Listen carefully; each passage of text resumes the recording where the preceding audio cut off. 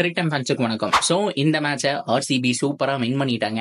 So win பண்ணியிருந்தாலும் social மீடியாவில் போயிட்டு இருக்க ட்ரோல்ஸ் இருக்கு எப்பா. ஸோ கண்டிப்பாக ஹைதராபாத் ஃபேன்ஸுக்கு இந்த ஒரு ரிப்ளை தேவைதாங்க. அவங்களுடைய உண்மையான ஃபேஸ் அப்படிங்கிறது எக்ஸ்போஸ் ஆயிடுச்சு. ஆர்சிபி அதை பண்ணி காமிச்சிருக்காங்க. ஸோ மேட்ச்ல என்னெல்லாம் நடந்தது, ஆர்சிபி பண்ண சிறப்பான தரமான சம்பவமெல்லாம் என்ன அப்படிங்கிறது எல்லாத்தையும் கம்ப்ளீட்டாக இந்த வீடியோவில் பார்த்து தெரிஞ்சுக்கலாம். அதுக்கு முன்னாடி ஃபர்ஸ்ட் டைம் சேனல் நீங்கள் நான் மறக்காம சப்ஸ்கிரைப் பண்ணி சப்போர்ட் பண்ணுங்க. அப்போ தான் அப்டேட் எல்லாமே டக்கு வந்து சேரும். சரி வாங்க வீடியோக்குள்ள போவோம். ஃபர்ஸ்ட் ஆஃப் ஆல் நான் சொல்லிட்டே இருந்தேன். ஸோ இந்த எஸ்ஆர்எச் பொறுத்த வரைக்கும் சேசிங் தொடர்ந்து ஒரு 2-3 மேட்ச் பண்றாங்க அப்படின்னா அவங்களுடைய உண்மையான ஃபேஸ் அப்படிங்கிறது எக்ஸ்போஸ் ஆயிடும். ஏன் அப்படின்னா ஸோ ஃபர்ஸ்ட் பேட்டிங் ஆடுறக்கும் செகண்ட் பேட்டிங் ஆடுறக்கும் நிறைய டிஃபரெண்ட் இருக்குங்க. ஏன்னா இவங்களுடைய மிடில் ஆர்டர் ஆக்சுவலி வீக் தான்.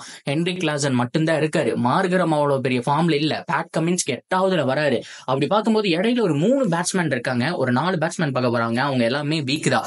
இத்தனைக்கும் ராகுல் திரிபாதி, வாஷிங்டன் சுந்தர் இந்த மாதிரியான பிளேயர்ஸ் எல்லாம் இருக்காங்க. ஆனா அவங்க எல்லாம் யாருமே மிடில் ஆர்டர்ல அவ்வளவு சூப்பரா சிறப்பா பண்றது இல்லைங்கிறதா உண்மையான விஷயம்.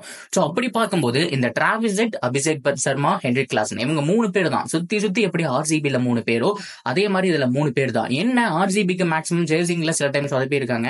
பட் இருந்தாலும் இவங்களும் சேசிங்ல சொதப்பி இருக்காங்க. ஃபர்ஸ்ட் பேட்டிங் கிடைக்கும் போது கிளிக் ஆயிடுது. அண்ட் பவர் பிளேவை கரெக்டா டிராவிஸ் ஹெட் வந்துட்டு யூட்டிலைஸ் பண்ணி ஒரு நல்ல ஸ்கோர் அப்படிங்கறத போட்டுட்டு போயிடுறாரு. சோ அதுக்கப்புறம் ஒரு ஹென்ரி கிளாசனும் பார்த்தோம் அப்படின்னா ஓரளவுக்கு நல்லா நின்று ஆடிடுறாரு. அதனாலேயே 250, 280 அப்படிங்கறத அடிச்சிடறாங்க. ஆனா செகண்ட் பேட்டிங் கிடைச்ச போல கொஞ்சம் கஷ்டப்பட்டிருக்காங்க. சிஎஸ்கேக்கு எதிராகவும் பார்த்தோம் அப்படின்னா அது நடந்திருக்கு. சோ போன சீசன் நம்மளால பார்த்தோம், இந்த தடவை நம்மளால பார்க்க முடியுது. கொஞ்சம் அவங்க கஷ்டப்படுறாங்க அப்படிங்கறதா வந்துட்டு நிதர்சனமான உண்மை. இன்னைக்கு அது தெளிவா தெரிஞ்சிருச்சுங்க. ஆரம்பத்துல டிராவிஸ் ஹெட்டுக்கு பிளான் என்ன அப்படின்னா ஸ்பின்னர்ஸை வச்சு அட்டாக் பண்ணணும் அப்படிங்கறதான். அதை பண்ணி விக்கெட் தூக்கிட்டாங்க. அண்ட் ஹென்ரி கிளாசனையும் தூக்கிட்டு அபிஷேக் சர்மா ஓரளவுக்கு நல்லா ஸ்டார்ட் பண்ணாரு. அவர் அப்படியே விறுவிறுன்னு போறதுக்கு முன்னாடியே இறக்கி கீழே கூப்பிட்டு வந்துட்டாங்க. சோ அதுக்கப்புறம் ஒரு எக்ஸ்ட்ரானரி வின் ஆர்சிபி சைட்ல இருந்து வந்துச்சு. உண்மையாலுமே பாராட்டி ஆகணும். ஆல்ரவுண்ட் பெர்ஃபார்மன்ஸ், அதுல மாற்றமே கிடையாது. இது எல்லாமே ஒரு பக்கம் இருக்கு. சோசியல் மீடியால மிகப்பெரிய ட்ரோல்ஸ் அப்படிங்கிறது போயிட்டு இருக்கு. ஸோ எத்தனை பேருக்கு தெரியும் அப்படிங்கிற மாதிரி வந்துட்டு தெரியல. ஸோ அதாவது இவங்களுடைய செலிப்ரேஷன் என்ன, எஸ்ஆர்எச் உடைய செலிப்ரேஷன் என்ன அப்படின்னா வேர்ல்ட் கப் இருக்கு இல்லையா. ஸோ நான் அப்படியே பிளாஷ்பேக்கு போய் ஆகணும். ஸோ வேர்ல்ட் கப்ல அவர் ஒரு ஸ்டேட்மெண்ட் கொடுத்திருப்பாரு. பேட்ரிக் கமின்ஸ் வந்துட்டு ஒரு ஸ்டேட்மெண்ட் கொடுத்திருப்பாரு. அதாவது இந்தியன் பிளான்ஸ் வந்துட்டு இவ்வளவு பேர் இருக்காங்க, இந்த ஃபேன்ஸ் எல்லாம் சைலண்ட் ஆனா எப்படி இருக்கும் அப்படிங்கிற மாதிரி ஒரு ஸ்டேட்மெண்ட் கொடுத்திருப்பாரு. அதுக்கு தகுந்த மாதிரி விராட்டுடைய அந்த ஒரு விக்கெட்ஸ் எல்லாம் போனதுக்கு அப்புறம் ஸோ அவர் நல்லபடியா பவுலிங் பர்ஃபார்மன்ஸ் போட்டாரு. அண்ட் வேர்ல்ட் கப்பையும் பார்த்தோம் அப்படின்னா அடிச்சாரு. ஒட்டுமொத்த இந்தியன் கிரௌடுமே சைலன்ஸ் ஆயிடுச்சுங்க. சோ இந்த ஒரு வார்த்தையை, இந்த ஒரு ஸ்டேட்மெண்ட்டை எஸ்ஆர்எச்சுக்கு அவர் சைன் பண்ண உடனே பார்த்து அப்படின்னா ஃபேன்ஸ் பிடிச்சிக்கிட்டாங்க. ஒவ்வொரு மேட்ச் ஜெயிச்சதுக்கு அப்புறம் ஒவ்வொரு பிரான்சைஸை பார்த்து அந்த உர்சன் சொல்றது, அந்த கடுப்பேத்துறது, இந்த மாதிரியான விஷயங்கள் நடந்துச்சு. என்னதான் காலங்காலமா ஆர்சிபி, மும்பை, சிஎஸ்கேன்னு மாறி 3 பேர் அடிச்சாலும் இவங்களுக்குள்ள அந்த மாதிரிலாம் கிடையாது. ஸ்டேடியம் போய் ஒரு ஃபேன் இன்னொரு ஃபேனை கலாய்க்கிறதோ இந்த மாதிரி சைகையில பண்றதோ கிடையாது. ஆனா இந்த எஸ்ஆர்எஸ் ஃபேன்ஸ் வந்துட்டு அதை பண்ண ஆரம்பிச்சாங்க. இந்த உர்சன் சொல்லி இந்த சைகை காமிக்கிறது, அவங்கள ட்ரோல் பண்றது, சிஎஸ்கே ட்ரோல் பண்றது, எம்ஐ ட்ரோல் பண்றது, ஸோ ஆர்சிபி கூட பார்த்தோம் அப்படின்னா ஒரு மேட்ச் ஜெயிச்சதுக்கு அப்புறம் ட்ரோல் பண்றது, இது எல்லாமே போயிட்டு இருந்துச்சு. ஆனா இன்னைக்கு தரமான ஒரு சிறப்பான சம்பவம்.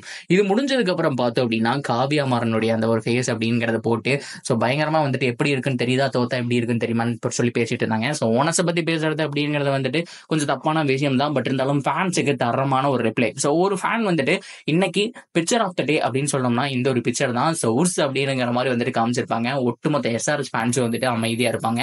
ஸோ உண்மையாலுமே சூப்பரா இருந்துச்சுங்க. ஒரு பெஸ்ட் ரிவெஞ்ச் அப்படிங்கிற மாதிரி சொல்லியாங்க. இதெல்லாம் தாண்டி ஃபீல்டுல ஒரு ரிவெஞ்ச் அப்படிங்கறது நடந்துச்சு. ஃபீல்டுல இவ்வளவு தாண்டா நீங்க அப்படிங்கிற மாதிரி எஸ்ஆர்எச்சை கலாய்க்கிற மாதிரி ஒரு சம்பவத்தை வந்துட்டு ஆர்சிபி பண்ணிட்டு போயிட்டாங்க. சோ என்ன சம்பவம் அப்படிங்கிற மாதிரி கேக்குறீங்களா?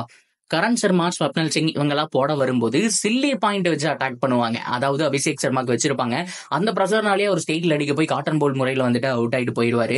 ஸோ அந்த ஒரு ஃபார்மெட் அப்படிங்கறத நம்ம டெஸ்ட்ல பார்த்துருப்போம். ஸோ இந்த மாதிரி சில்லி பாயிண்ட் எல்லாம் வச்சு அட்டாக் பண்றது அப்படிங்கிற விஷயம் அவருக்கு வச்சு ஸோ அந்த ஒரு ப்ரெஷரை போட்டு விக்கெட் தூக்குனதெல்லாம் எக்ஸ்ட்ரானரி நல்ல ஒரு மூங்க, சான்ஸே கிடையாது. சூப்பரான ஒரு விஷயம். ஸோ அது மட்டும் இல்லாம எஸ்ஆர்எஸ் ஃபேன்ஸ் இவ்வளவு தாண்டா நீங்க அப்படிங்கிற மாதிரி கலாய்க்க ஆரம்பிச்சாங்க. எஸ்ஆர்எஸ் உண்மையாலுமே குட் சைடு அப்படிங்கறத மாற்றமே கிடையாது. ஜெயிச்சு ஃபைனலுக்கு கூட போறதுக்கான சான்ஸ் அப்படிங்கிறது இருக்கு. பட் இருந்தாலும் மிடில் ஆர்டர்லாம் வந்துட்டு சரி பண்ணும். பட் இருந்தாலும் ஃபேன்ஸுக்கு இது தரமான ஒரு ரிப்ளை. ஸோ கண்டிப்பா சில பேருக்கு வேணும். ஸோ தொடர்ந்து தோத்துட்டே ஜெயிச்சுட்டே இருக்கிறாங்க அப்படிங்கிறப்போ இன்னொரு ஃபிரான்சைஸ் இப்படி கலாய்க்க கூடாது. ஸோ இதே மாதிரிதான் ஒரு தடவை பார்த்தோம் அப்படின்னா நவீன் உலக் இவங்க எல்லாம் பண்ணுவாங்க. ஸோ எகைன் வந்துட்டு சின்ன சுவாமியில ரிவெஞ்ச் அப்படிங்கிறது எடுப்பாங்க. போன தடவை எல்எர்ஜி, இந்த தடவை எஸ்ஆர்எச்ஆடா அப்படிங்கிற மாதிரி ஃபேன்ஸ் எல்லாருமே சும்மா தெறிக்க விட்டுட்டு இருக்காங்க. இந்த ஒரு ஆர்சிபியை தாண்டா நாங்க எக்ஸ்பெக்ட் பண்ணிட்டு இருந்தோம். என்ன கொஞ்சம் டூ லேட் மாதிரி தெரியுது. பட் இருந்தாலும் பரவாயில்ல, இனிமேலாவது 6 மேட்ச் வின் பண்ணுங்க. ஸோ இதுக்கப்புறம் பிளே ஆஃப் போறதெல்லாம் ஆண்டவன் கையில தான் இருக்குங்கிற மாதிரி எல்லாருமே சொல்லிட்டு இருக்கப்போ உண்மையாலுமே கரெக்ட் தான். இந்த ஆர்சிபி நல்லா தான் பண்றாங்க. கொஞ்சம் சீக்கிரமாவே இந்த ஸ்குவாடை கொண்டு வந்திருக்கணும். ஒரு 4 மேட்ச் முன்னாடியே கொண்டு வந்திருந்தா மேக்ஸிமம் அதுல ஒரு 2 மேட்ச் வின் பண்ணி இப்போ ஒரு கம்ஃபர்டபுளா வந்துட்டு ஒரு 4 வின் 5 வின்ங்கிற மாதிரி இருந்திருப்பாங்க. இட்ஸ் ஓகே, என்ன நடக்க போகுது அப்படிங்கிறத பொறுத்து இருந்து பார்க்கலாம். ஸோ ஓவராலா நீங்க என்ன நினைக்கிறீங்க அப்படிங்கிறத தாராளமா கமெண்ட் செக்ஷன்ல சொல்லலாம். அண்ட் தொடர்ந்து அப்டேட்டுக்கு சேனல் நினைச்சிருக்கேன். மறக்காம சப்ஸ்கிரைப் பண்ணி சப்போர்ட் பண்ணுங்க. Good night.